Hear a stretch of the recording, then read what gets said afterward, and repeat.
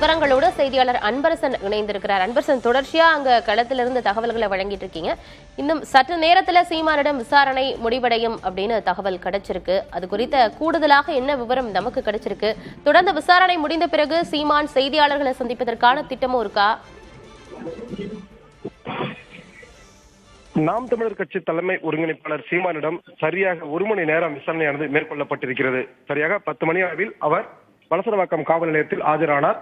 தற்போது மணி 11 ஆகிறது. சரியாக 1 மணி நேரம் இந்த விசாரணையானது தொடர்ந்து நடைபெற்று வருகிறது. இன்னும் 15 அல்லது 20 நிமிடங்களில் இந்த விசாரணையானது முடிவு பெறும் எனவும் அவர் பாதுகாப்பாக வீட்டுக்கு அனுப்பி வைக்கப்படுவார் எனவும் காவல்துறை தரப்பிலிருந்து தகவல் தெரிவிக்கப்பட்டிருக்கிறது. சரியாக இன்று 8 மணி அளவில் நாம் தமிழர் கட்சி தலைமை ஒருங்கிணைப்பாளர் சீமான் காவல் நிலையத்தில் ஆஜராவார் என கூறப்பட்ட நிலையில் அடுத்தடுத்து அந்த நேரங்கள் மாற்றப்பட்டன. அதன் பிறகாக சரியாக 10 மணி அளவில் அவர் இந்த காவல் நிலையத்தில் ஆஜரானார். குறிப்பாக நடிகை ஒருவர் கடந்த 2011ஆம் ஆண்டு அளித்த பாலியல் புகாரில் இந்த விசாரணையானது நடைபெற்று வருகிறது. ஏற்கனவே 2 முறை சம்மன் அளிக்கப்பட்ட நிலையில், அதாவது 27ஆம் தேதியான நேற்று நேரில் ஆஜராக வேண்டும் என சம்மன் அளிக்கப்பட்ட நிலையில் அவர் வெளியூரில் இருந்ததால் அவரால் தர இயலவில்லை என அவரது தரப்பு வழக்கறிஞர்கள் காவல் நிலையத்தில் ஆஜராகி விளக்கம் அளித்திருந்தனர். இந்த நிலையில் தான் நேற்று மதியம் சரியாக 1 மணி அளவில் நீலாங்கரையில் உள்ள அவரது வீட்டில் மீண்டும் இன்று காலை சரியாக 11 மணி அளவில் ஆஜராக வேண்டும் என போலீசார் சம்மன் ஊட்டியிருந்தனர்.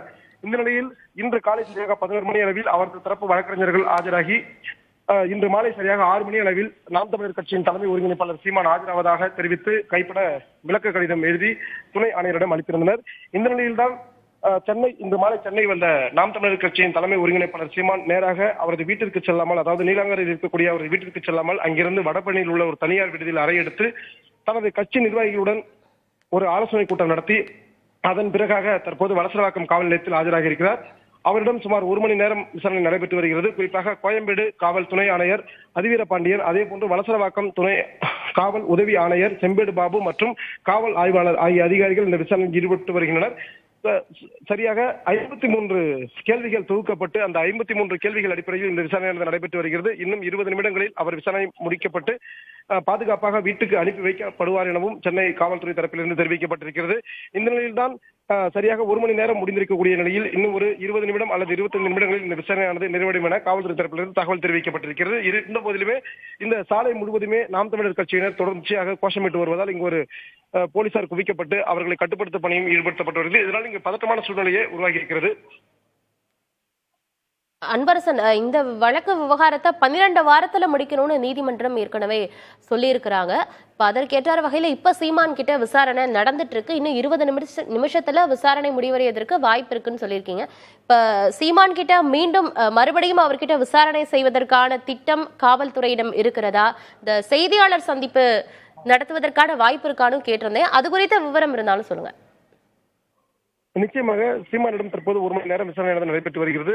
நேற்று சம்மன் அளிக்கப்பட்ட நிலையில் தான் அவர் தன்னால் வெளியூரில் இருந்த காரணத்தினால் தன்னால் ஆஜராக இயலாது என்று கூறிய காரணத்தினால் அவரது தரப்பில் இருந்து அவரது வழக்கறிஞர்கள் காவல் நிலையத்தில் ஆஜராகி விளக்கம் அளித்திருந்தனர். அதே போலவே இன்று காலை 11 மணிக்கு ஆஜராக வேண்டும் என அவர் தெரிவித்து சம்மன் அளிக்கப்பட்ட நிலையில் அவர் வெளியூரில் இருந்ததால் இன்றும் அவரால் காலை 11 மணி அளவில் இங்கே ஆஜராக முடியவில்லை. அவரது தரப்பிலிருந்து மீண்டும் வழக்கறிஞர்கள் ஆஜராகினர். இந்த நிலையில் தான் தற்போது சரியாக 10 மணி அளவில் நாம் தமிழர் கட்சியின் தலைமை ஒருங்கிணைப்பாளர் சீமான் காவல் நிலையத்தில் ஆஜராகியிருக்கிறார். அவரிடம் காவல் துணை ஆணையர் அதிவீர பாண்டியன், அதே போன்று வலசரவாக்கம் காவல் உதவி ஆணையர் செம்பேடு பாபு உள்ளிட்ட அதிகாரிகள் விசாரணையில் ஈடுபட்டு வருகின்றனர். குறிப்பாக 53 வினாக்கள் தொகுக்கப்பட்டு அந்த விசாரணை நடைபெற்று வருகிறது. சில தினங்களுக்கு முன்பாக புகார் அளித்த அந்த நடிகையிடம் பெங்களூரில் இருக்கக்கூடிய அவரது வீட்டிற்கு சென்ற வலசரவாக்கம் தனிப்படை போலீசார் அங்கு நேரடியாக சுமார் 6 மணி நேரம் விசாரணை நடத்தி சில வாக்குமூலங்களை பெற்றிருக்கின்றனர். குறிப்பாக அதில் பல்வேறு கேள்விகளையும் எழுப்பியிருக்கிறார்கள்.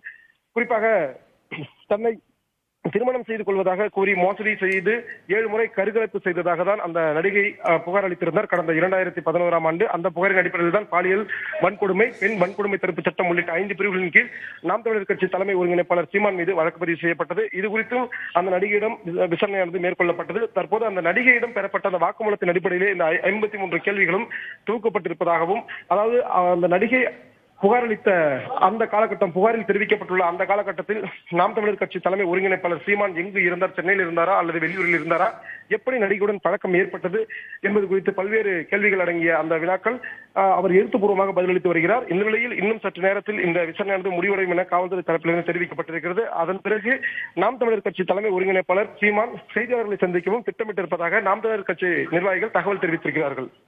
விசாரணை முடிவடைந்த பிறகு நாம் தமிழர் கட்சியின் தலைமை ஒருங்கிணைப்பாளர் சீமான் செய்தியாளர்களை சந்திப்பதற்கான திட்டம் இருக்கிறதுக்கான வாய்ப்புகள் இருக்கும் சொல்லியிருக்கிறீங்க. நாம் தமிழர் கட்சியை பொறுத்த வரைக்கும் அது மாநில அந்தஸ்து பெற்ற ஒரு கட்சி. அடுத்த வருஷம் எலெக்ஷன் வேற வரப்போகுது. இந்த நேரத்துல சீமான் மீது இப்படி ஒரு குற்றச்சாட்டு, அதற்கான விசாரணை, ஒரு பெரிய கடைபுரம், அதற்கு இடையில தொண்டர்கள் வெளியில தள்ளுமுள்ளு, காவல்துறையோட வாக்குவாதம், இப்படி ஒரு சம்பவங்கள் நடந்துட்டு இருக்கு. தொண்டர்கள் இது குறித்து என்ன நினைக்கிறாங்க? அவங்க மத்தியில் என்ன பேசப்படுது அன்பரசன்?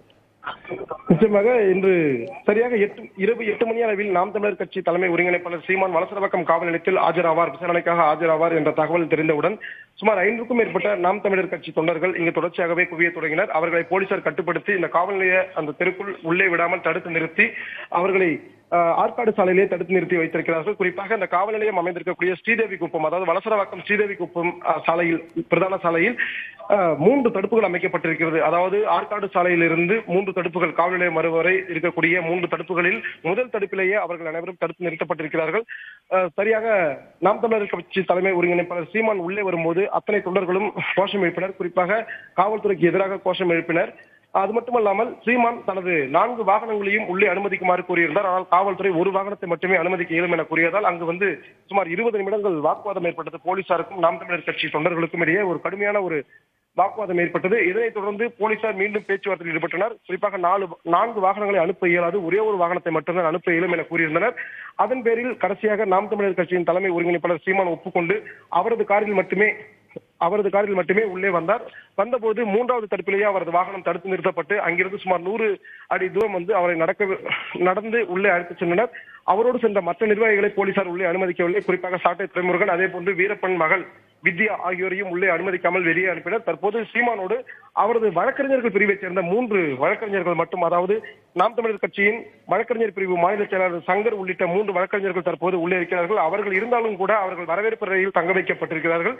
சீமான் மட்டுமே விசாரணை அறையில் தற்போது உள்ளே இருந்து விசாரணைக்கு அந்த எழுத்துப்பூர்வமான பதிலை அளித்துக் கொண்டிருக்கிறார். குறிப்பாக அந்த 53 வினாக்களுக்குமான பதிலை அவர் எழுத்துப்பூர்வமாக அளித்துக் கொண்டிருக்கிறார். அதனை வீடியோ பதிவும் செய்யப்பட்டு வருவதாக காவல்துறை தரப்பில் தெரிவிக்கப்பட்டிருக்கிறது. இன்னும் சற்று நேரத்தில் இந்த விசாரணையானது நிறைவு பெறும் பட்சத்தில் பாதுகாப்பாக அவர் வீட்டுக்கு அனுப்பி வைக்கப்படுவார் எனவும் சென்னை காவல்துறையானது தெரிவித்திருக்கிறது.